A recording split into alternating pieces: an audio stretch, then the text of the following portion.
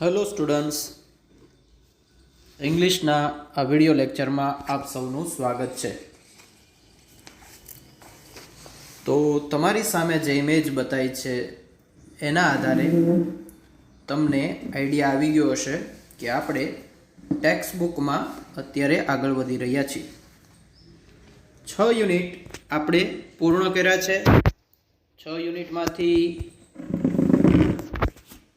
Last Sunday means કે ગઈકાલે તમારી ટેસ્ટ પણ યુનિટ 5 અને 6ની લેવાની.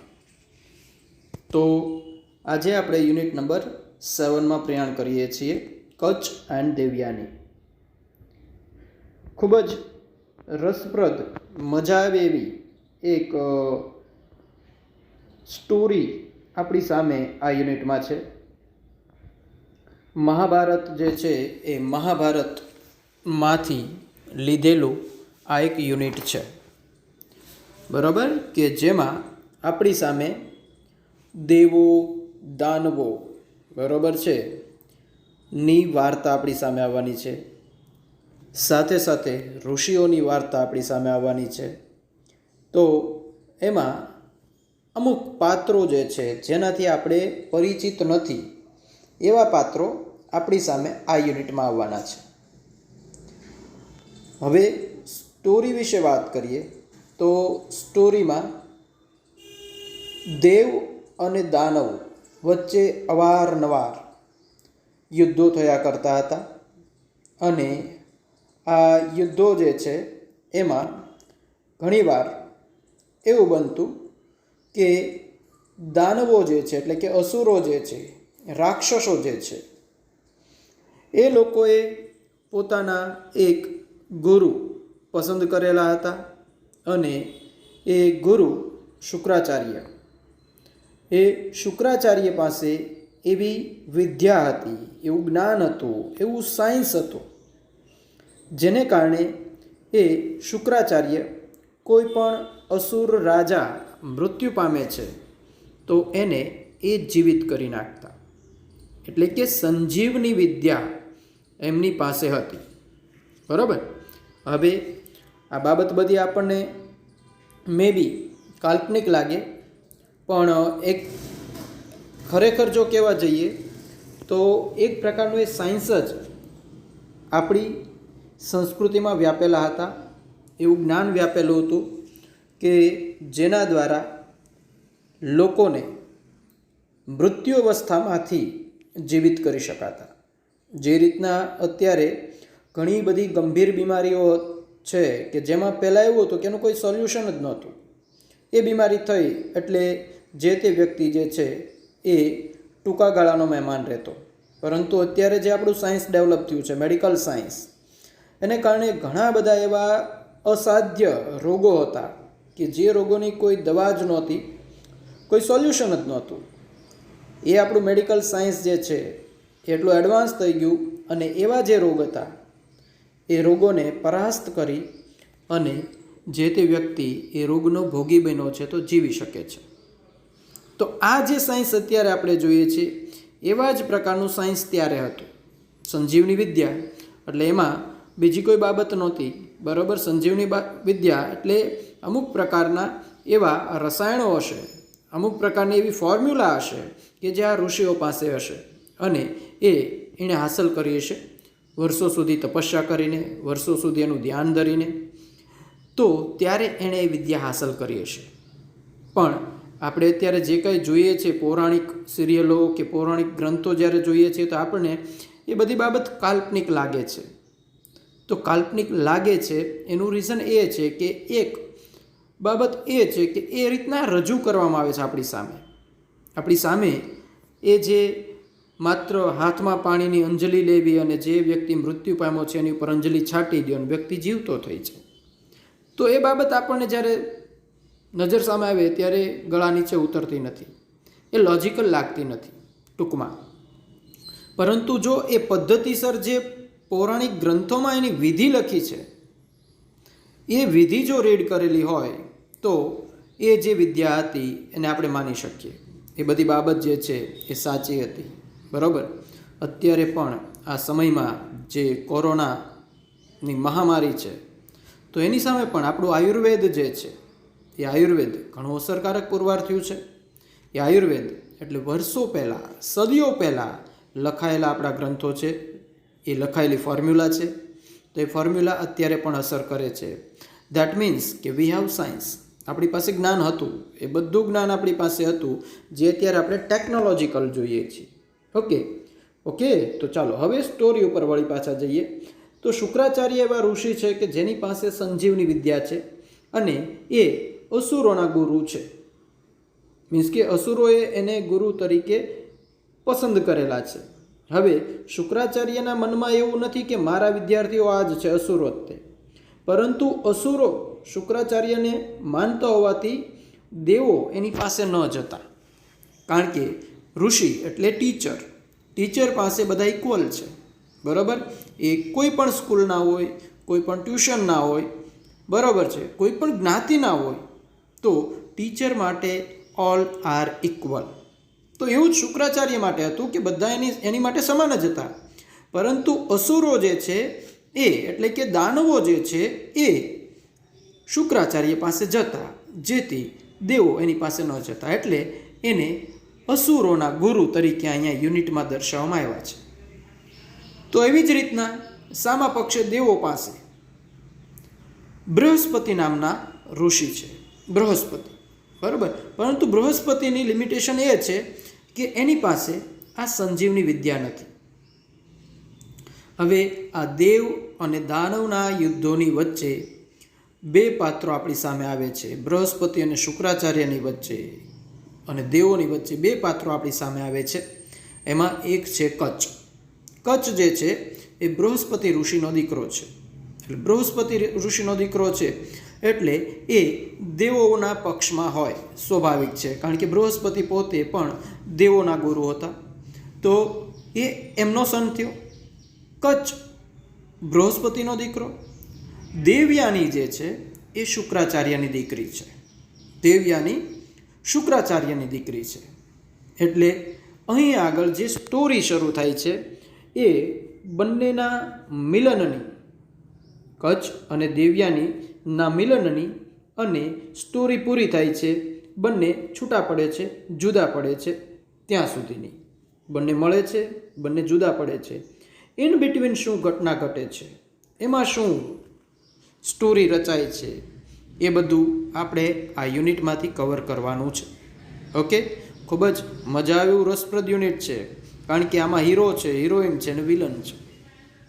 તો એક સામાન્ય મૂવી જે રીતના આપણે જોતા હોય એ રીતના આ સ્ટોરીનો અહેસાસ આપણને થશે અને મજા આવશે. દરેક ઘટનામાં દરેક પેરેગ્રાફ એના રસપ્રદ છે, ખૂબ જ મજા આવે એવા છે, અને એન્ડ પણ એટલો જ સરસ મજાનો છે. ઓકે, તો ચાલો યુનિટમાં આગળ વધીએ એ પહેલાં આપણે હાર્ડવર્ડ્સની સ્લાઇડ જોઈ લઈએ. અને હાર્ડવર્ડ્સ જે છે એ પહેલાં આપણે તૈયાર કરવાના રહીએ છીએ. ઓકે, ચાલો વોચ ઓન નેક્સ્ટ સ્લાઇડ. પહેલો શબ્દ છે અમોંગસ્ટ, એટલે ના સમુદાયમાં, એટલે કે સમૂહમાં, બરાબર. આ શબ્દ આપણી સામે આવી ગયો છે જ્યારે પ્રિપોઝિશન્સ આપણે જોયા છે ત્યારે. અમોંગસ્ટ એટલે ના સમુદાયમાં, બે કરતાં વધારે વ્યક્તિનો સમુદાય જે છે ની વચ્ચે, તો ના સમુદાયમાં અમોંગસ્ટ. ડેમોસ એટલે કે રાક્ષસ, પિચાચ, દાનવ, અસુર વગેરે વગેરે. ડેમોન્સ. પાવરફુલ એટલે શક્તિશાળી, પાવરફુલ એટલે શક્તિશાળી. કેપેબલ એટલે સમર્થ, સક્ષમ. કેપેબલ એટલે સમર્થ, સક્ષમ. વિકેડનેસ એટલે દુરાચારી, વિકેડનેસ એટલે દુરાચારી, બરાબર છે. દુર્જન જેવું વ્યવહાર જેનું હોય એ વિકેડનેસ. રૂલર્સ, રૂલર્સ એટલે રાજકર્તા, એટલે શાસકો. રૂલર્સ એટલે રાજકર્તા, શાસકો. માઇટી એટલે શક્તિશાળી, માઇટી એટલે શક્તિશાળી. અભિમાની પણ કહી શકીએ. માઇટી એટલે શક્તિશાળી કે અભિમાની. એડવાન્ટેજ એટલે લાભ, એડવાન્ટેજ એટલે લાભ. ફોર્મ્યુલા એટલે રચના કે બંધારણ, ફોર્મ્યુલા એટલે રચના કે બંધારણ. બેટલ એટલે લડાઈ, બેટલ એટલે લડાઈ, એડવાઇઝર એટલે સલાહકાર, એડવાઇઝર એટલે સલાહકાર, સોટ એટલે જરૂરિયાત, સોટ એટલે જરૂરિયાત, ટાસ્ક એટલે કાર્ય, ટાસ્ક એટલે કાર્ય, ચોઇસ એટલે પસંદગી, ચોઇસ એટલે પસંદગી, ડિસિપલ, ડિસિપલ એટલે શિષ્ય કે અનુયાયી, વિદ્યાર્થી, ડિસિપલ શિષ્ય, અનુયાયી, વિદ્યાર્થી વગેરે વગેરે થાય. અને ડિસિપલ માટે સાથે એનો સિનોનેમ્સ સ્ટુડન્ટ્સ એ આપણે લઈ શકીએ. ડિસિપલ એટલે સ્ટુડન્ટ્સ. નેસેસરી, નેસેસરી એટલે જરૂરી, નેસેસરી એટલે જરૂરી. ડિવોશન, ડિવોશન એટલે ઉપાસના, સમર્પણ, બરાબર છે. ડિવોશન એટલે ત્યાગ, ઉપાસના, સમર્પણ, ત્યાગ, બરાબર. એ રીતના ડિવોશન શબ્દને લેશું. ઓબ્જેક્ટિવ એટલે વાસ્તવિક, ઓબ્જેક્ટિવ એટલે વાસ્તવિક. ફૂલફિલ એટલે પરિપૂર્ણ કરવું, ફૂલફિલ એટલે પરિપૂર્ણ કરવું.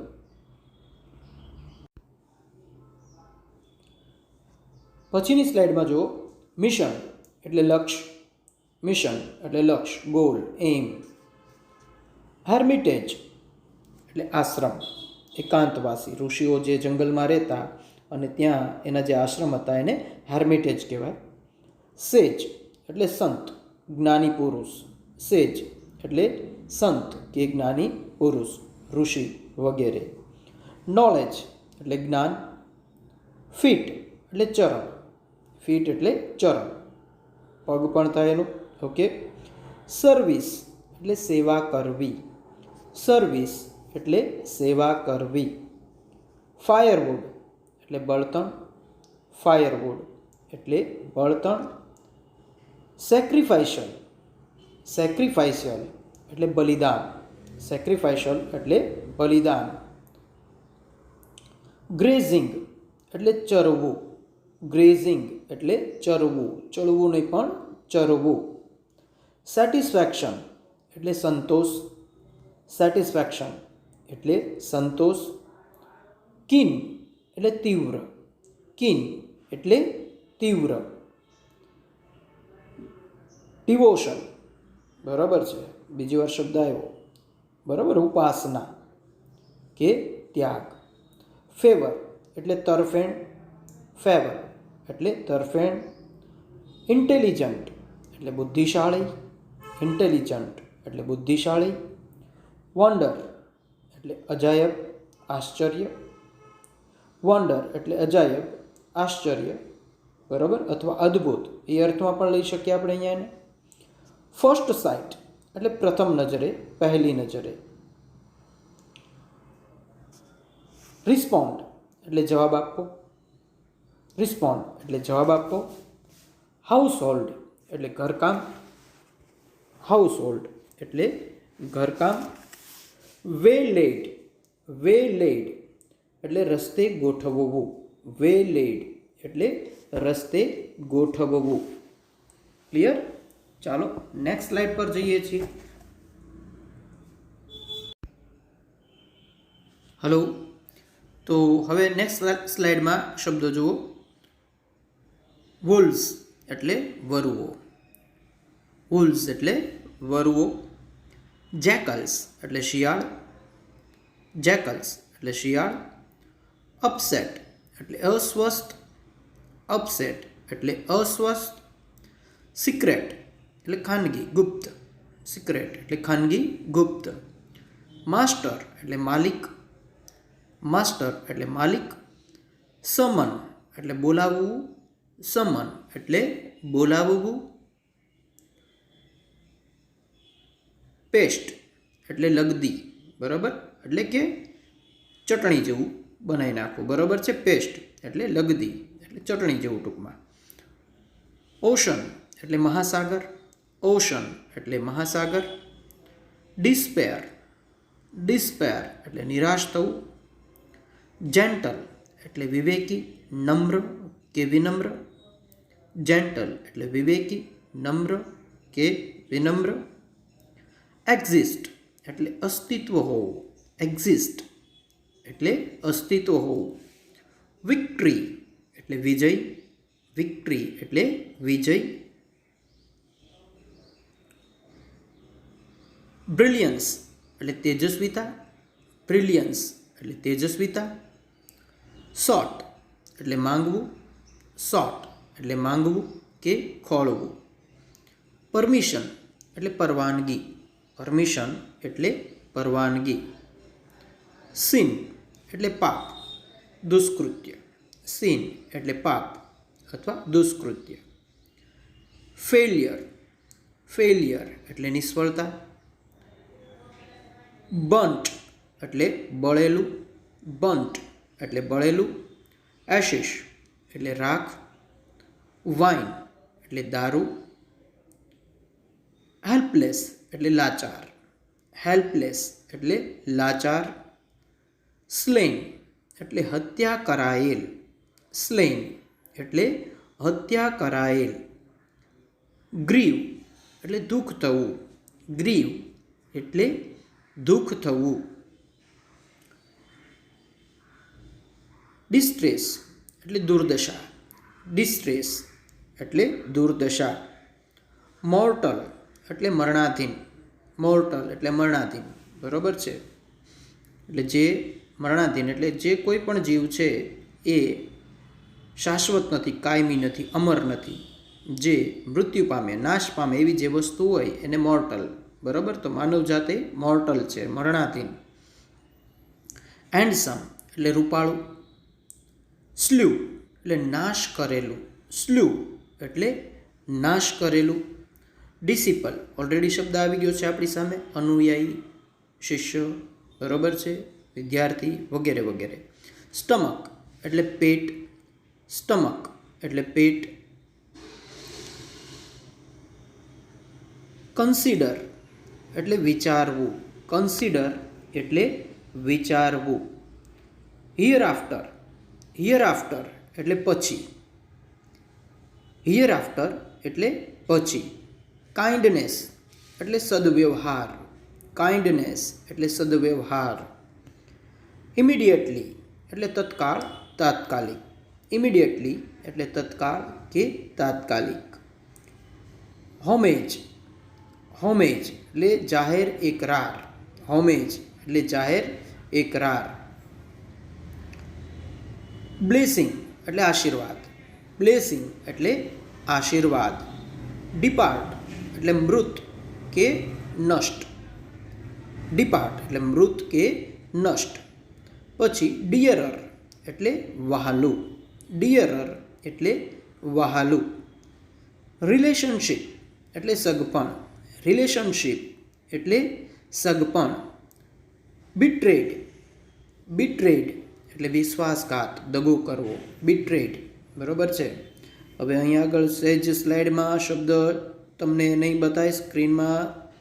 તો પહેલો શબ્દ છે છેલ્લે એ બી છે. BETRAYED. બિટ્રેડ એટલે વિશ્વાસઘાત કરવો, દગો કરવો. એની ઉપરના શબ્દમાં જો એવું થાય છે તો રિલેશન લખ્યું છે. RELATIONSHIP. ઓકે, તો ચાલો આ વર્ડ્સ થયા. હજી એક સ્લાઇડ છે, લેટ્સ સી ધેટ. અને બધાય વર્ડ્સ છે વ્યવસ્થિત કરવા પડશે.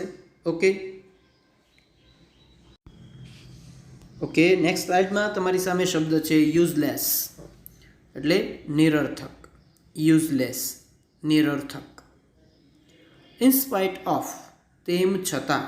ઇન્સ્પાઇટ ઓફ તેમ છતાં. ડિઝર્વ એટલે લાયક હોવું. ડિઝર્વ એટલે લાયક હોવું. પેશન એટલે આવેશ. પેશન એટલે આવેશ. ઇમ્પાર્ટ એટલે આપવું. ઇમ્પાર્ટ એટલે આપવું. ઓનર એટલે સન્માન. ઓનર એટલે સન્માન. સોર્સ એટલે ઉદ્ગમ સ્થાન. સોર્સ એટલે ઉદ્ગમ સ્થાન. મેન્શન એટલે ઉલ્લેખ. મેન્શન એટલે ઉલ્લેખ. ટુ અંડરટેક, ટુ અંડરટેક એટલે કબૂલવું, ટુ અંડરટેક એટલે કબૂલવું. ટુ રેન્ડર એટલે ભરપાઈ કરવું, ટુ રેન્ડર એટલે ભરપાઈ કરવું. ટુ અટેન એટલે પ્રાપ્ત કરવું, ટુ અટેન પ્રાપ્ત કરવું.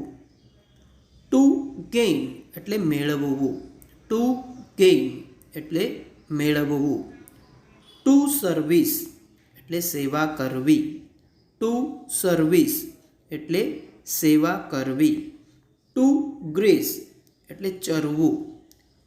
ટુ કીન તીવ્ર ઈચ્છા થવી. ટુ રિસ્પોન્ડ જવાબ આપવો. ટુ કન્સિડર વિચારવું. ટુ રિવાઇવ સજીવન કરવું. ટુ હેપન એટલે બનવું. ટુ ટીયર તો ચીરવું. ટુ ગ્રાઇન્ડ એટલે દળવું. ટુ પેસ્ટ ચોંટાડવું. ટુ એક્ઝિસ્ટ એટલે અસ્તિત્વ હોવું. ટુ મેરી એટલે પરણવું. ટુ ડિસ્કાર્ડ એટલે કાઢી નાખવું, ટુ ડિસ્કાર્ડ એટલે કાઢી નાખવું. ટુ એશ્યોર ખાતરી આપવી, ટુ એશ્યોર એટલે ખાતરી આપવી. ટુ ડિસઅપોઇન્ટ એટલે નિરાશ કરવું. ટુ ડિસ્પોઝ એટલે નિકાલ કરવો. ટુ મેડિટેટ એટલે ધ્યાન ધરવું, ટુ મેડિટેટ એટલે ધ્યાન ધરવું. ટુ બ્લેસ એટલે આશીર્વાદ આપવા. ટુ એક્સેપ્ટ એટલે સ્વીકાર કરવો, ટુ એક્સેપ્ટ એટલે સ્વીકાર કરવો. ટુ ટેમ્પ્ટેડ, ટુ ટેમ્પ્ટેડ એટલે લલચાવવું, ટુ ટેમ્પ્ટેડ એટલે લલચાવવું. ટુ કર્સ એટલે શાપ આપવો, ટુ કર્સ એટલે શાપ આપવો. ટુ ગ્રીટ એટલે અભિવાદન કરવું, ટુ ગ્રીટ એટલે અભિવાદન કરવું. ટુ ડિઝર્વ તો લાયક હોવું, ટુ ડિઝર્વ તો લાયક હોવું. ટુ ઇમ્પાર્ટ એટલે આપવું, ટુ ઇમ્પાર્ટ એટલે આપવું. ટુ મેન્શન એટલે ઉલ્લેખ કરવો. ઓકે, તો આ પ્રકારના હાર્ડ વર્ડ્સ આ યુનિટમાં તમારી સામે આવવાના છે. ઘણા બધા છે, બરાબર. ઘણા બધાથી તમે પરિચિત છો અને ઘણા બધા ખરેખર તમારી માટે નવા છે. તો બધા હાર્ડવર્ડ્સ જે છે એને ફેરબુકમાં વ્યવસ્થિત રીતના સારા અક્ષરે લખવા અને તૈયાર પણ કરવા. ઓકે, છેલ્લે જે ટુ લગાડીને આખા શબ્દોની શરૂઆત થઈ એ V1 છે, ક્રિયાપદનું પહેલું રૂપ છે. એ બધાના બીજા રૂપ ત્રીજા રૂપ હોઈ શકે, બરાબર. તો એ આપણે મળે તો લખવા માટે ટ્રાય કરવાની. અધરવાઇઝ આ ફર્સ્ટ ફોર્મ જે છે V1 એને વ્યવસ્થિત યાદ રાખવું. ઓકે, ચાલો હવે આપણે આપણી જે સ્ટોરી છે એમાં આગળ વધીએ. ઓકે, ચાલો યુનિટ નંબર 7 ટેક્સ્ટબુક તમારી સામે છે. પ્રી ટાસ્ક પહેલું, બીજું અને ત્રીજું. આ પ્રી ટાસ્ક જે છે એ આખું આ જે બધા પાત્રો છે, બધી ઘટનાઓ જે છે એને અનુસંધાને આપણને અમુક માહિતી આપેલી છે. હવે એ આપણે પહેલાં પણ મેં વાત કરી છે કે એક્ઝામ ઓરિએન્ટેડ પ્રી ટાસ્ક હોતા નથી, માટે સીધા આપણે યુનિટમાં જ પ્રયાણ કરીએ છીએ. ઓકે, રીડ નામ છે કચ્છ એન્ડ દેવયાની. કચ્છ કોણ છે, દેવયાની કોણ છે એનો પરિચય મેં તમને શરૂઆતમાં આપ્યો, છતાં આપણી સામે યુનિટમાં તો એ માહિતી આવવાની જ છે. તો ચાલો હવે રીડમાં ધ્યાન. The Devas and Asurs were always fighting with each other. The Devs and Asurs, બરાબર. દેવાસ કે દેવ્સ, દેવો અને અસુરો હંમેશા ઓલવેઝ ફાઇટિંગ ઇચ અધર એકબીજા સાથે ઝઘડા કરતા, યુદ્ધો કર્યા કરતા. દેવો અને અસુરો હંમેશા એકબીજા સાથે લડ્યા કરતા. The Devas were from amongst the gods. The Devas અથવા the Devs were from amongst the gods. દેવો જે છે એ ભગવાન તરફી હતા, ઈશ્વર તરફી હતા, ખુદા તરફી હતા. The Asurs were demons. અને અસુર જે છે એ ડિમોન્સ એટલે એ લોકો અસુરી શક્તિવાળા, બરાબર, ટૂંકમાં રાક્ષસ શૈતાન તરફી હતા. ધ અસુર્સ વેર ડિમોન્સ. એકદમ કહેવાય ને એને એ પ્રકારના એનામાં ગુણ જ એ પ્રકારના હતા કે જેને કારણે આપણે એને અલગ પાડીએ છીએ.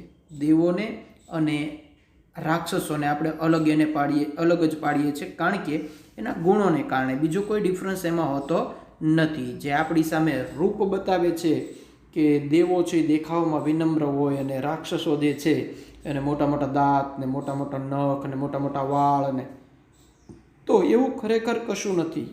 બરાબર છે. દેખાવ ઉપરથી દેવો અને દાનવો નથી નક્કી થતા, પરંતુ એના બિહેવિયર ઉપરથી એ નક્કી થાય છે. તો દેવ લોકો છે એ ઈશ્વર તરફી હતા અને અસુરો જે છે એ રાક્ષસ કે શૈતાન તરફી હતા. The asurs were powerful, capable of all kinds of wickedness. The asurs were powerful. આ અસુરો જે હતા એ ખૂબ જ શક્તિશાળી હતા. Capable of all kind of wickedness, અને દરેક પ્રકારની દુરાચારી ક્રૂરતાથી એ ભરપૂર હતા. બરાબર. રાક્ષસોમાં એ ક્રૂરતા ખૂબ જ મોટા પ્રમાણમાં હોય છે. તો capable of all kind of wickedness, દરેક પ્રકારની ક્રૂરતાથી એ ભરપૂર હતા, સક્ષમ હતા, પાવરફુલ હતા, શક્તિશાળી હતા. Some of them were great rulers and mighty kings. આમાંથી કેટલાક તો મહાન શાસકો અને અભિમાની રાજાઓ અથવા શક્તિશાળી રાજાઓ પણ હતા. તો અસુરોમાં પણ પોતાનું જે શાસન છે ત્યાં આવા રાજાઓ થઈ ગયા, આવા શાસકો થઈ ગયા કે જે બહુ મહાન હોય, બહુ શક્તિશાળી હોય. તો જુઓ, બંને પક્ષે રાજા તો થઈ ગયા છે. તો પહેલાંના સમયમાં આપણને ખ્યાલ જ છે કે એક રાજા બીજા રાજા સાથે હંમેશા કોઈક ને કોઈક બાબત માટે થઈને, વધારે પ્રદેશ માટે થઈને કે બીજી કોઈ સંપત્તિ માટે થઈને એકબીજા સાથે યુદ્ધો અવારનવાર કરતા.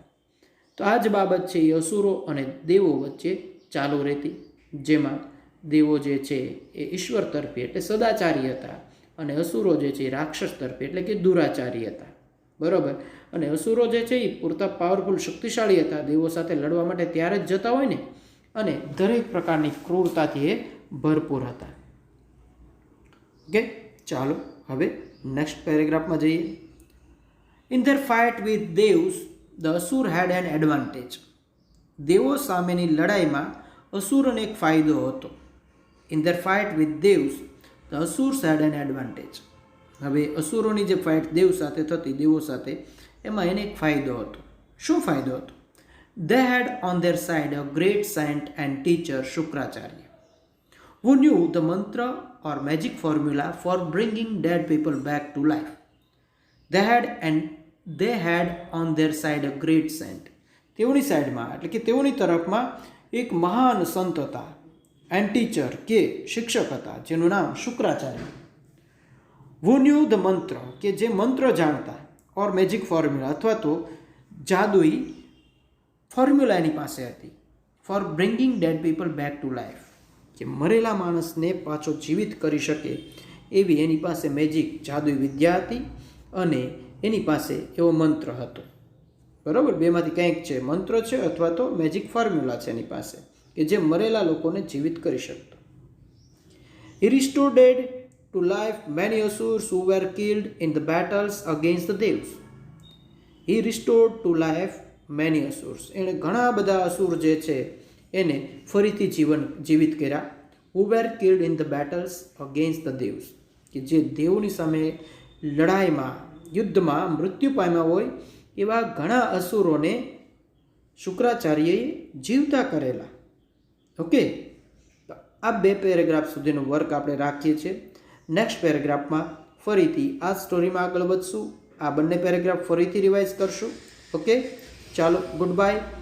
અને ગુડ બાય કહેતા પહેલાં હાર્ડવર્ડ્સ જે છે એ આના ફેરબુકમાં લખી નાખવા. ઓકે, ચાલો મળીએ નેક્સ્ટ લેક્ચરમાં.